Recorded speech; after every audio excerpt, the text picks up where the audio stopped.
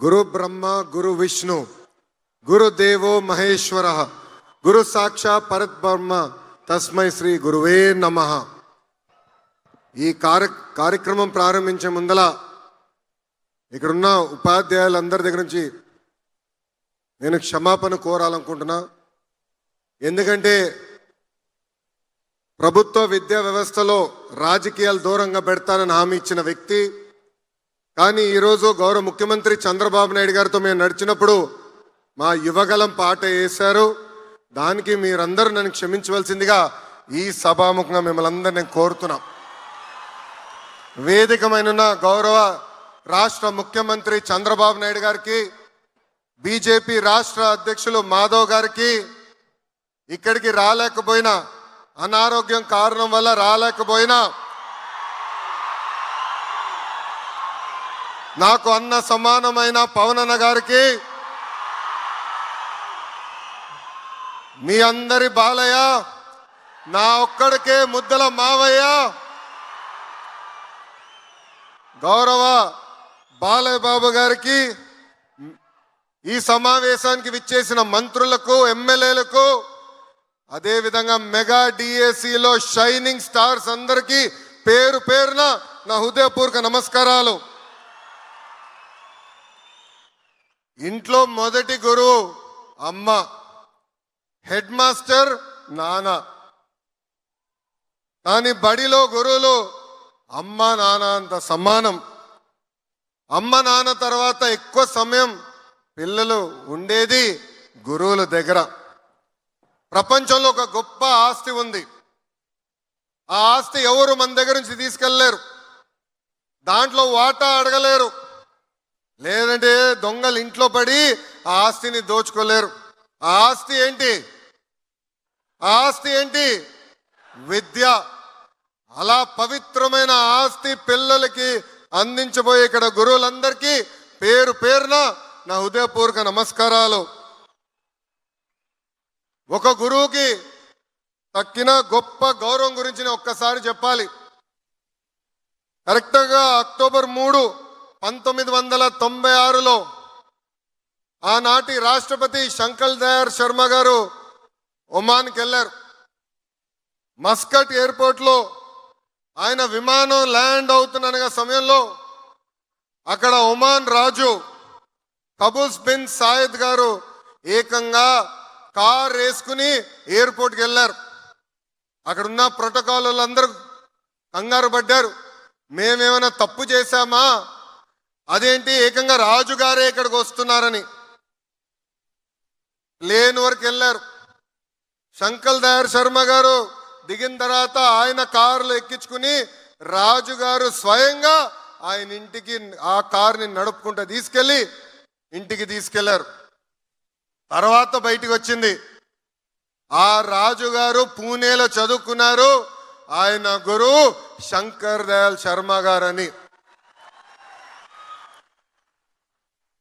దేవుడు గురువు ఒక్కసారి కంపడితే గురువుకే నమస్కారం పెడతానన్నారు గురువు కబీర్ దాస్ గారు. అలాంటి పవిత్రమైన బాధ్యత ఈరోజు మీ అందరి పైన ఉంది. అదే గురువులు గొప్పతనం. దేశానికి అధినేత అయినా గురువు దగ్గర మాటలు పడాల్సిందే. రాజకీయ నాయకుడైనా, ఫిలిం స్టార్ అయినా, ఒక పారిశ్రామికవేత్త అయినా, వరల్డ్స్ రిచెస్ట్ మ్యాన్ అయినా మీ దగ్గరికి వచ్చి పాఠాలు చెప్పించుకోవాల్సిందే. అంతేకాదు, నాకు లైఫ్ టైం గురువు అయిన గౌరవ ముఖ్యమంత్రి శ్రీ నారా చంద్రబాబు నాయుడు గారికి నాకింత అద్భుతమైన అవకాశం ఇచ్చిన మీకు నా హృదయపూర్వక నమస్కారాలు నేను తెలియజేసుకుంటున్నా. మిమ్మల్ని అందరిని చూస్తుంటే నాకు చిన్నప్పుడు రోజులు గుర్తొస్తున్నాయి, మా గురువులందరూ గుర్తొస్తున్నారు. మొన్న జరిగిన ఉత్తమ ఉపాధ్యాయుల మీటింగ్లో చెప్పా, నేను బ్యాక్ బెంచర్ అని. మాది కొంచెం గోల బ్యాచే, కానీ ఆనాటి టీచర్ మంజుల మేడం గారు నేను తప్పు చేస్తే 2 గట్టి కొట్టేవారు. ఏకంగా నేను వైస్ ప్రిఫెక్ట్ అయినప్పుడు ఒక పట్టుదల, ఒక డిసిప్లిన్ నేర్పించారు రమాదేవి మేడం గారు. అంతేకాదు 10th వరకు నేను నామమాత్రంగా చదివేవాడిని. కొన్ని ఫండమెంటల్స్ నేను వీక్గా ఉన్నానని ఇక్కడ మా గురు నారాయణ గారే స్వయంగా నాకు పాఠాలు చెప్పిన వ్యక్తి. తర్వాత నేను అమెరికాకి వెళ్తే ప్రొఫెసర్ రాజ్ రెడ్డి గారు నన్ను తీసుకుని, నువ్వు ఇల్లు వదిలి మొదటిసారి వస్తున్నావు, ఇక్కడ విద్యా వ్యవస్థ కాంప్లెక్స్గా ఉంటుందని ఆయన స్వయంగా కూర్చోబెట్టి అసలు ఈ గ్రేడ్ సిస్టమ్ అంటే ఏంటి, క్రెడిట్ సిస్టమ్ అంటే ఏంటి చెప్పిన వారు. ఈ నలుగురు వరలే ఈరోజు ఈ లోకేష్ మీ ముందల నిలబడగలుగుతున్నాడు. వాళ్ళు నాకు నేర్పిన క్రమశిక్షణ, వాళ్ళు నాకు నేర్పిన పట్టుదలనే ఈరోజు నన్ను ఇంత స్థాయికి తీసుకొచ్చింది. యువగల పాదయాత్రలో నిరుద్యోగ యువకుల్ని కలిశాను. మీరందరూ నన్ను కోరింది ఒకటే, గడిచిన 5 సంవత్సరాలు ఒక్క డిఎస్సి జరగలేదు, మెగా డిఎస్సి ఏర్పాటు చేసి ఉపాధ్యాయులుగా మమ్మల్ని నియమించమని మిమ్మల్ని అందరూ నన్ను కోరారు. ఆనాడు చెప్పా, ఓపిక పట్టండి, కూటమి ప్రభుత్వ అధికారంలోకి వస్తుంది, తొలి సంతకం చంద్రబాబు నాయుడు గారు మెగా డిఎస్సి మీద పెడతారని. చాలా మంది అన్నారు ఈ మెగా డిఎస్సి అవుతుందా, ఈ మెగా డిఎస్సిని మేము ఆపి చూపిస్తామని. వాళ్ళకి ఒక్క విషయం అర్థం అవట్లా. సిబిఎన్ అంటే డిఎస్సి, డిఎస్సి అంటే సిబిఎన్. ఆంధ్ర రాష్ట్రంలో 17 డిఎస్సీలు జరిగితే దాంట్లో 14 డిఎస్సీలు ఏకంగా తెలుగుదేశం పార్టీ అధికారంలో ఉన్నప్పుడు నిర్వహించాం. సుమారుగా 2 లక్షల మంది ఉపాధ్యాయులు తెలుగుదేశం పార్టీ అధికారంలో ఉన్నప్పుడు నియమిస్తాం జరిగింది. మన ఉత్తమ ఉపాధ్యాయుల మీటింగ్కి వెళ్తే అక్కడ గౌరవ ముఖ్యమంత్రి గారు అడిగారు, తెలుగుదేశం పార్టీ హయాంలో ఉపాధ్యాయులుగా నియమైన వాళ్ళని అందరినీ నుంచోమంటే 99% మంది ఆనాడు నుంచునే పరిస్థితి. ఒక్కసారి అందరూ ఆలోచించాలి. 16,000 పోస్టులతో డిఎస్సి, ఎస్సీ సబ్ క్లాసిఫికేషన్ జరిగింది, మొదటిసారి మేము ఇంప్లిమెంట్ చేశాం. Vertical horizontal reservation, sports quota, physical handicap quota, ఇట్లా అన్ని పరిగణలో తీసుకుని మేము ఏర్పాటు చేశాం. గడిచిన అన్ని నోటిఫికేషన్లు మేము తీసుకున్నాం, కోర్టులో పడిన అన్ని కేసులు తీసుకున్నాం. ఒక్కొక్కటి చదివి పక్కడబంది నోటిఫికేషన్ ఇచ్చిన ఘనత ఈ కూటమి ప్రభుత్వాన్ని. గౌరవ ముఖ్యమంత్రి గారి అనుమతితో కొంతమంది అధికారుల్ని ఈ సభాముఖంగా నేను గుర్తించాలనుకుంటున్నా. మొదటిది గౌరవ secretary for education Kona Shashidhar గారు, రెండోది కమిషనర్ స్కూల్ ఎడ్యుకేషన్ విజయరామరాజు గారు, మూడోది ఎస్పీడి సర్వశిక్ష అభియాన్ శ్రీనివాస్ గారు, నాలుగోది ఆకుల రమణ గారు. తెర ముందల మేం కంపడినా తెర వెనకాల అహర్నిశలు కష్టపడి ఎక్కడా మీకు ఒక్క ఇబ్బంది రాకుండా అద్భుతమైన నోటిఫికేషన్ వీళ్ళు ఇచ్చినందుకు ఈ సభాముఖంగా మనందరం కృతజ్ఞతలు తెలుపుకోవాల్సిన అవసరం ఉంది.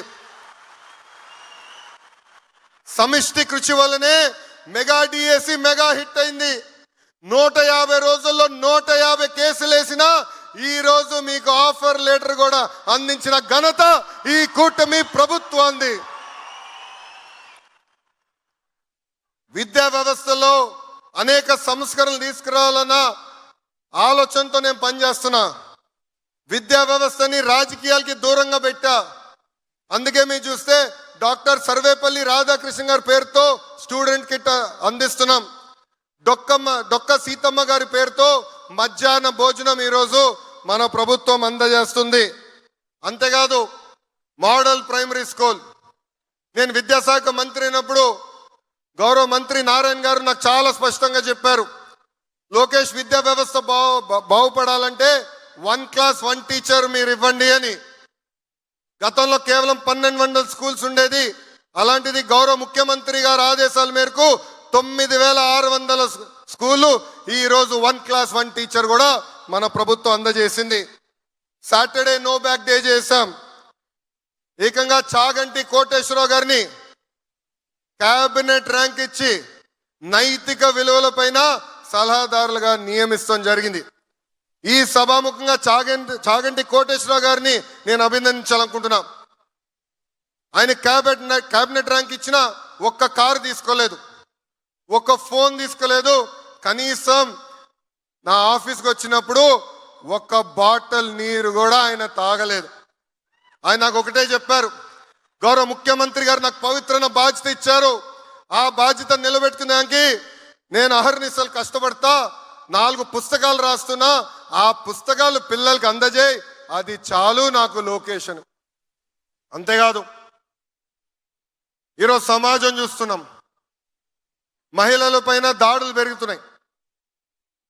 ఇది మార్పు రావాలంటే మహిళలు గౌరవించాలనేది పాఠశాల దగ్గర నుంచి నేర్పించాలి, నర్సరీ నుంచి నేర్పించాల్సిన అవసరం ఉంది.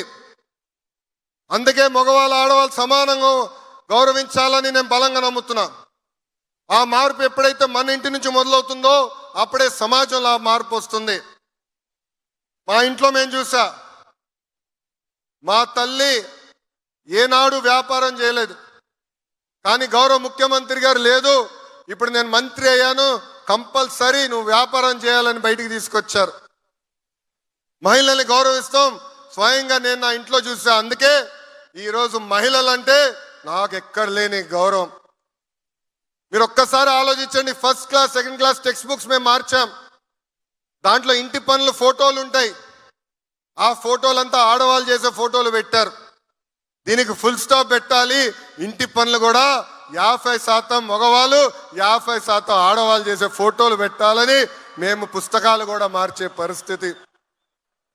ఇట్లా అనేక సంస్కరణలు మేము తీసుకొచ్చాం. గౌరవ ముఖ్యమంత్రి గారు గతంలోనే చెప్పారు, ప్రతి ఏటా డిఎస్సి మేము నిర్వహిస్తాం, నవంబర్లో మళ్ళీ టెట్ మేము పెడుతున్నాం. సుమారుగా 3,40,000 మంది మొన్న టెస్ట్ రాశారు. అధైర్యపడద్దు, మళ్ళీ డిఎస్సి మేము నిర్వహిస్తాం, పారదర్శకంగా మళ్ళీ మేము వచ్చే సంవత్సరం డిఎస్సి ఓపెన్ చేస్తామని ఈ సభాముఖంగా తెలుపుతున్నాం. 150 రోజులు ఒక చరిత్ర, నెవర్ బిఫోర్ నెవర్ ఆఫ్టర్. మీ అందరి దయ వల్ల, ఆంధ్రుల ఆశీస్సుల వల్ల 3 తరాలు మా కుటుంబంలో డిఎస్సి నిర్వహించడానికి అవకాశం వచ్చింది. విశ్వవిఖ్యాత నడ సార్వభౌమ స్వర్గీయ శ్రీ నందమూరి తారక రామారావు గారు కానివ్వండి, గౌరవ ముఖ్యమంత్రి చంద్రబాబు నాయుడు గారు కానివ్వండి, విద్యాశాఖగా మీ లోకేష్, నాకు ఇంత అద్భుతమైన అవకాశం మీరందరూ నాకు ఇచ్చినందుకు చేతులెత్తి నమస్కరిస్తున్నా. నన్ను చిన్నప్పుడు చాలా గారాభంగా ఇంట్లో పెంచినవాడు, కానీ రాజకీయాల్లోకి వచ్చిన తర్వాత నాలో చాలా మార్పు వచ్చింది. 2019 ఎన్నికల్లో గౌరవ ముఖ్యమంత్రి గారు అన్నారు, నువ్వు ఎక్కడ పోటీ చేస్తావంటే మంగళగిరిలో పోటీ చేస్తా అన్నా. ఆయన అన్నాడు, ఎందుకు, ఎప్పుడు గెలవని నియోజకవర్గం కదా అని. అందుకే నేను పోటీ చేస్తాను సార్ అన్న. ఓడిపోయా.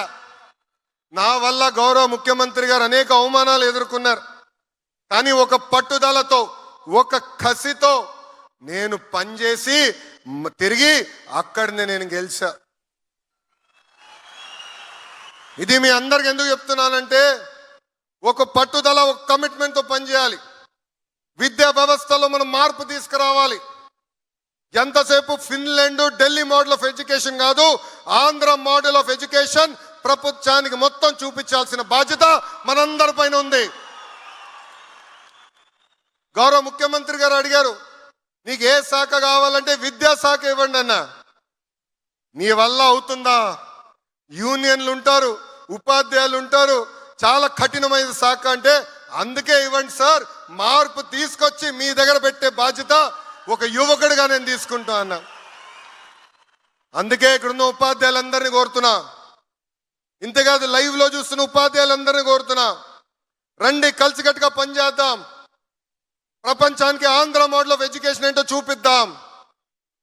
5 సంవత్సరాల్లో గ్యారంటీడ్ ఎఫ్ఎల్ఎన్ అందిద్దామని ఈ సభాముఖంగా మీ అందరు తెలుపుకుంటూ, ఉత్తమ ఉపాధ్యాయుల్ని గౌరవ ముఖ్యమంత్రి గారు నేను కోరుతున్నా, సార్ ఉత్తమ ఉపాధ్యాయుల్ని ఇతర దేశాలకు ఎక్స్పోజర్ విజిట్కి పంపించాలని నాలో కోరిక ఉంది. ఫిన్లాండ్, సింగపూర్ లాంటి దేశాలకు వెళ్ళి అక్కడ మెరుగైన విద్య ఎట్లా అందిస్తున్నారు, వాళ్ళ దగ్గర నుంచి మనం ఏం నేర్చుకోవచ్చు అనేది నాకు కోరిక ఉంది. మా ఉపాధ్యాయులందరూ కూడా కోరిక ఉంది.